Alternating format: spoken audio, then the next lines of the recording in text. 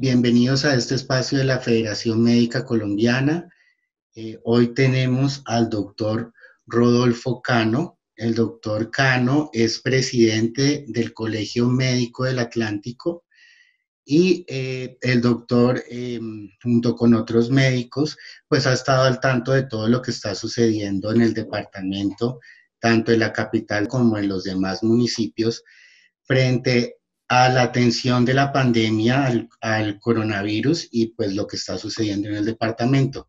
Bienvenido, doctor Rodolfo. Buenas gracias, muchas gracias. Primero que todo, decirles que esta situación por la que estamos atravesando a nivel mundial, desconocida para la mayoría de nosotros, nunca habíamos estado frente a una situación como esta, de esta magnitud. Habíamos tenido pues la pandemia de la gripe aviar, etcétera, pero había sido unos procesos más restringidos, la tasa de infección en la población más baja y afortunadamente se habían logrado pasar esos episodios hasta el advenimiento de esta nueva epidemia que se convirtió rápidamente en una pandemia y que hasta el momento lleva un número importante de fallecimientos, de contagios, y que también ha tenido la capacidad de afectar la economía de la mayoría de los países. Esta, pues, es una situación nueva para la gran mayoría de nosotros. Algunos, pues, la comparan con el episodio de la gripe española en 1918, con las diferencias de que hoy, pues, las noticias viajan rápidamente y así también viaja el virus a través de los medios de comunicación y de transportes que hay hoy en día. Cuénteme usted en qué situación está actualmente el departamento en el tema del coronavirus y la atención, no solo en Barranquilla, sino en el resto de municipios. Entiendo que es crítica. Bueno, desde que se tuvo conocimiento de la epidemia en Wuhan, la población de médicos, investigadores, profesores universitarios nos preguntábamos por qué realmente no había sucedido un avance rápido de esta enfermedad en nuestra región, ya que habíamos tenido un evento masivo como el carnaval. Incluso se habló de grandes fiestas donde algunas personas estaban supuestamente contaminadas, congresos donde también habían expositores españoles infectados y sin embargo pues se esperaba, ¿no?, que se diera una expansión rápida del virus en nuestra región. Llama la atención de que a pesar de que es un territorio pequeño, el departamento es pequeño, tiene apenas unos 22 municipios aproximadamente, tiene buenas vías de comunicación y una aparente fuerte infraestructura médica en el sector privado, con un desarrollo muy importante en el sector privado, pero con un abandono casi completo del sector público. Creemos que esa es una de las grandes debilidades por las que estamos hoy viendo la situación en el departamento. El abandono por parte del gobierno central y local de las instituciones públicas y el desarrollo exponencial del sector privado en la salud. También veníamos observando que las políticas de salud pública no se estaban desarrollando adecuadamente. El abandono de, por ejemplo, los lugares tradicionales de salud pública que habían sido vendidos y transformados en edificaciones y en residencias médicas.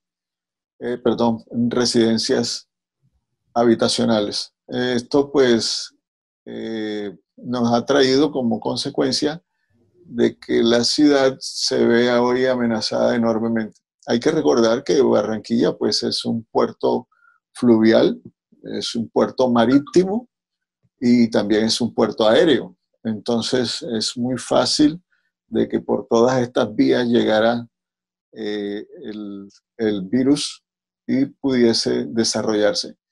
Creo que hubo un exceso de confianza y, y casi que este exceso de confianza es a nivel nacional. Y en este momento usted considera que el sistema de salud del departamento, ¿cómo está la atención? ¿Está saturado o tiene un poco de espacio para atender? ¿Cuál está el tema de las UCI? Eh, realmente, ¿cómo está la situación para poder hacer la atención? Primero, digamos, hacia los usuarios y también cómo está la situación de los trabajadores de la salud, que entiendo que también es Sí, bastante grave.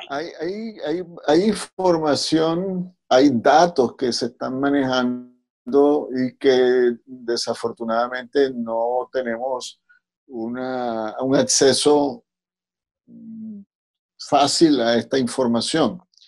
Las autoridades locales hablan en términos de instalaciones que tienen una serie de tamaños, dispositivos, cubículos, incluso de un número X de ventiladores en el fortalecimiento de las unidades de cuidados intensivos. Pero no tenemos claro cómo se van a operar estos equipos. ¿Qué cantidad de médicos van a operar estos equipos? ¿En qué modalidad de contrato lo van a hacer? Eh, y ahí estamos observando el caso reciente del intensivista del municipio de Soledad, que fue amenazado y que por recomendaciones de las autoridades, pues no fue a trabajar a Soledad, precisamente uno de los sitios con mayor contaminación, uno de los sitios críticos a nivel nacional. Y desafortunadamente, pues esta situación también llevó a que muchos de los médicos que trabajan en urgencia en ese hospital renunciaran, lo que nos preocupa enormemente. Estamos sumamente preocupados con esta situación porque sabemos que no hay cura para el virus, hay manejo paliativo y uno de estos manejos que ha demostrado que logra mejorar la supervivencia en los pacientes críticamente enfermos son las unidades de cuidados intensivos. De tal manera que, por un lado, las autoridades hablan de que hay 457 camas UCI, no sabemos cuál es la categoría de las camas UCI, cuántas tienen ventiladores, hablan hipotéticamente de una cantidad X que va a enviar el Ministerio de Salud a la ciudad, algunas unidades de cuidado de ventilación mecánica, parece que se encuentran en la ciudad por donaciones de particulares, algunas, otras compradas por el gobierno, de tal manera que no hay una información clara que nos diga cuál es la capacidad instalada hoy funcional de unidad de cuidados intensivos para soportar el enorme crecimiento que hay en la tasa de contagio y en el aumento de la gravedad de los casos. De tal manera que, pues, desafortunadamente, hemos también observado cómo varios compañeros médicos, enfermeras, auxiliares han sido contagiados por el virus. Algunas unidades han tenido que cerrar por infecciones, clúster que se han formado. Una unidad en la calle 30 también, cerca de Soledad, en el hipódromo. Hubo necesidad de cerrar una unidad de atención por contagio masivo.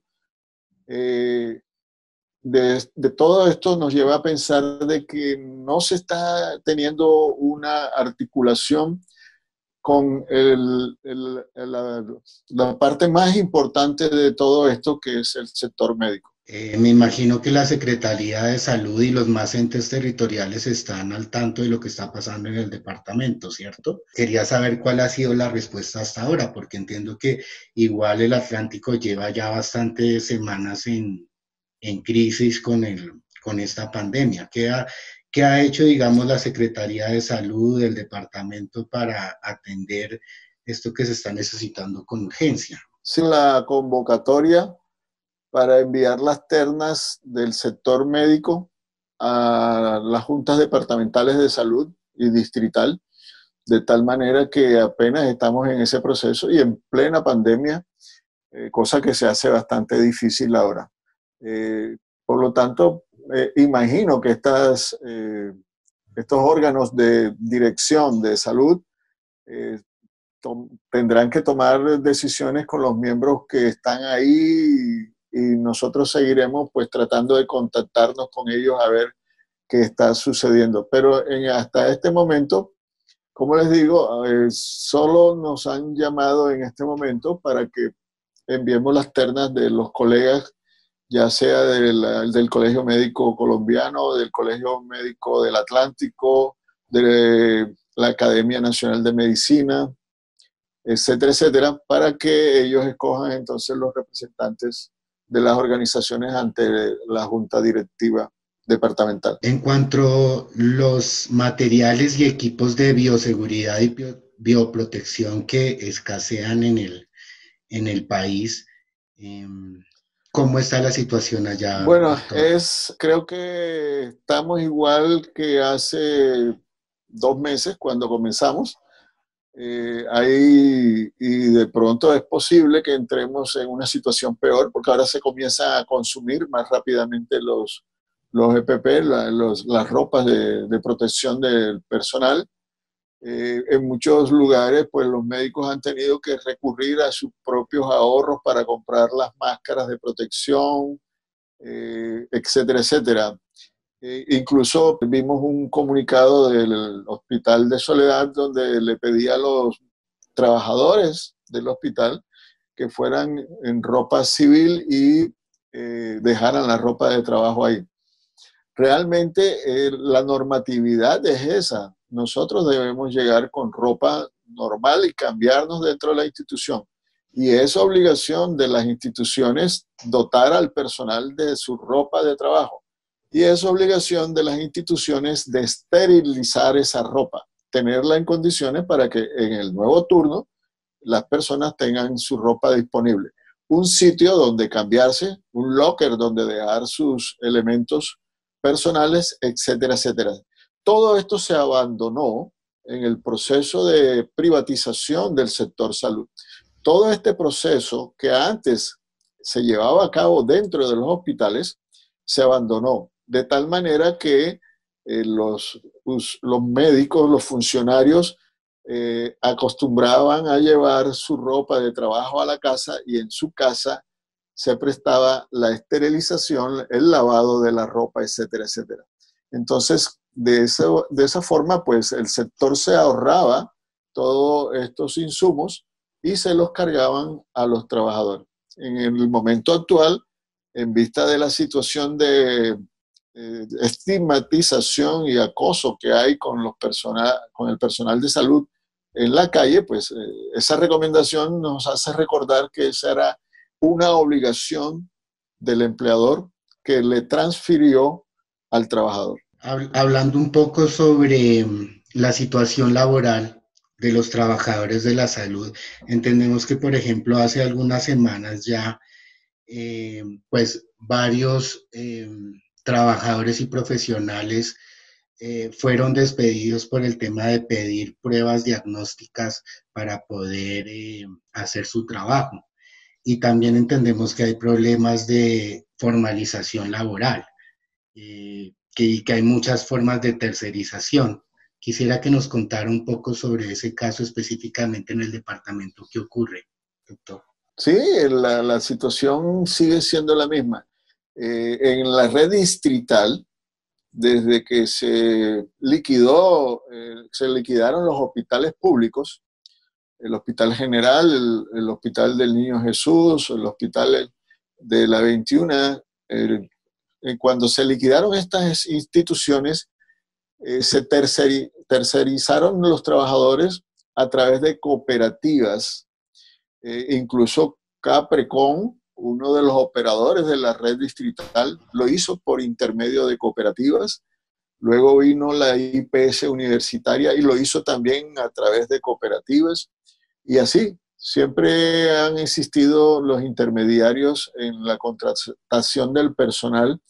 Y por último, se hizo la modalidad de los sindicatos de trabajo profesional. De tal manera que la planta de personal del distrito y del departamento es mínima. El 80-85% está en todas estas modalidades de contratación, de OPS, contratos por evento, etcétera, etcétera. Así que la situación es de una debilidad en cuanto a la garantía laboral de los trabajadores. Habíamos planteado esa dificultad porque si no soy un trabajador, entonces mis derechos como la protección laboral están disminuidos. Como soy un contratista, entonces se transfiere esa obligación de protección al contratista. Y los contratistas entran en el régimen del contrato civil.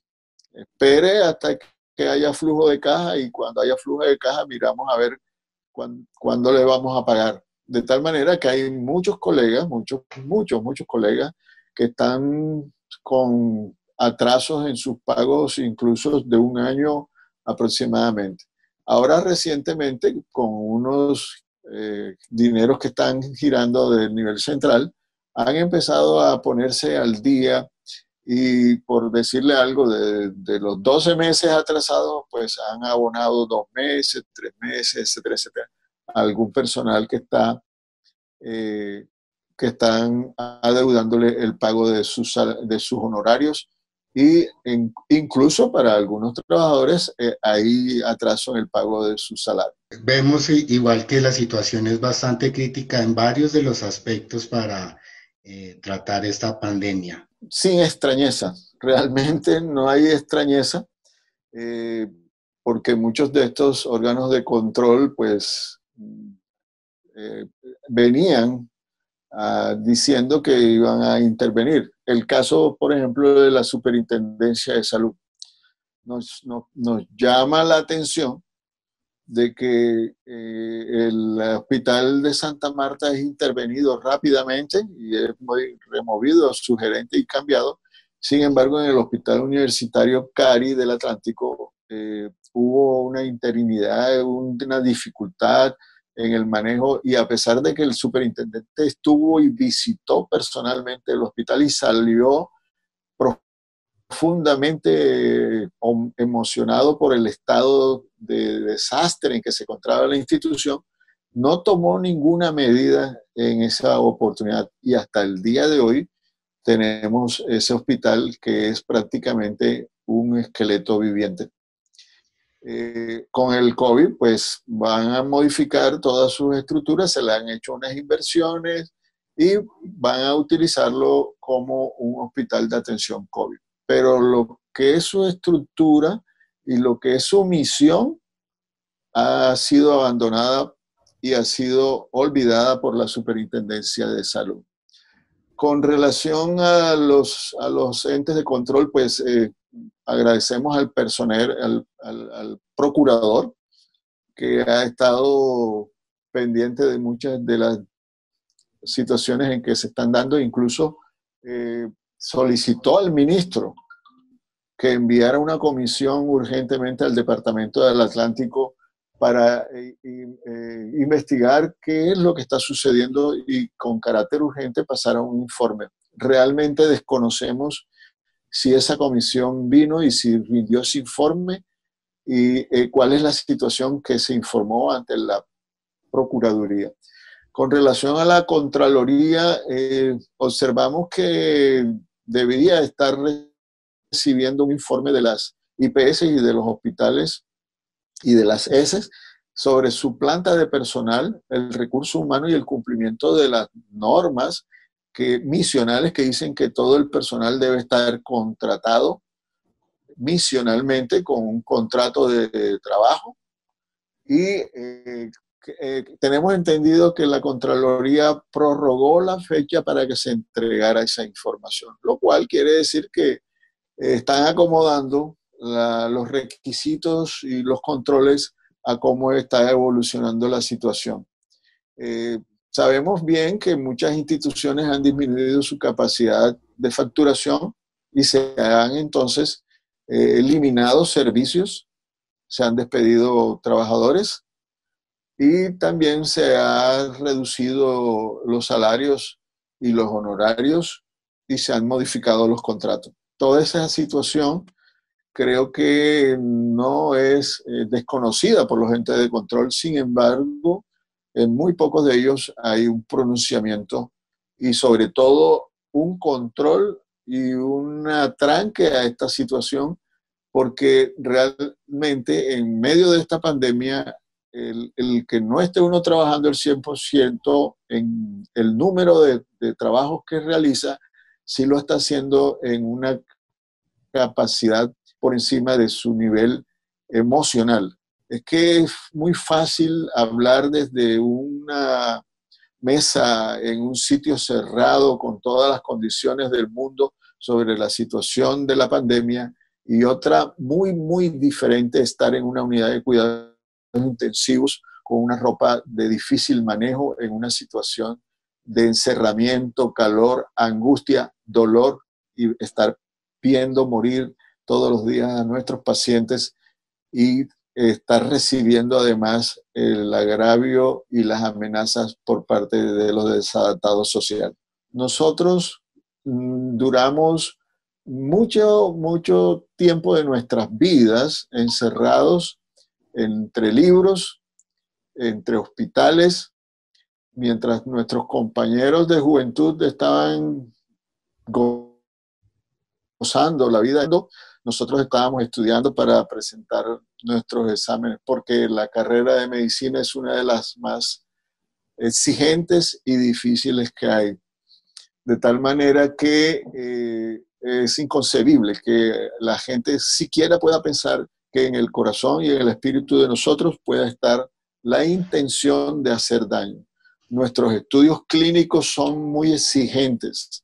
En nuestra profesión, las pruebas y los procedimientos y medicamentos pasan por una serie de situaciones de control estricto, precisamente para evitar que causen daño.